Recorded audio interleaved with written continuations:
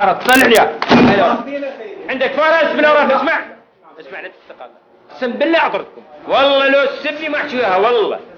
على الله من الصبح لسه انتظرك يمل هاي ما غير ما حد يكسب. زوجي انقتل بال 2017 يوم. هاي شهاده الوفاه وهاي الاسماء مالته. الاوراق التحقيقيه مالته ما يكون عندي 5 بنات. يعني دخل تعبت صار يعني شو قاعده ابكي يعني انا بتحفظ الزوج وما راني منهم شيء. مركز زهره هاي اوراق ما تريد. يعني بدك تعيد هاي القضيه من جد وجديد. والله من الصبح لسه قاعده بالشارع هاي انا وهاي الطفله. الدلالين يلا يلا اكل. ما طالبه منهم شيء يعني مجرد بس اريد الاوراق انا طالبه منهم. اسويها من قتله؟ والله ما ادري ليش مضروب؟ لا انا سمعت منك الله يخليك، انا سمعت منك وانا جبتك وياي.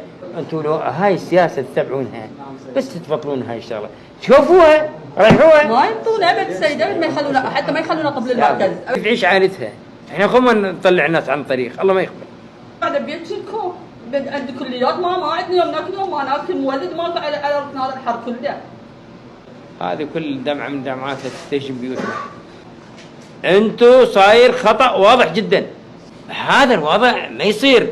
مرة مقابلتك وتبكي، لا انت بالنسبه لك اجيت وجبيت الغيبه عن نفسك. انا 46 سنه محقق وانا ما جاي من فراغ، انا ابن المضيف نص المضيف عايش من عمري 18 سنه. انا دخلت جمعيه المؤرخين العراقي. اقسم بالله اذا ادز عليكم بالش اسمه ادقق الاوراق والقى عندكم نقص اقسم بالله اعطرتكم والله لو تسبني ما احشوها والله لو تسبني ما احشوها. اسمعني مرة طلع لي عندك فرس بالاوراق.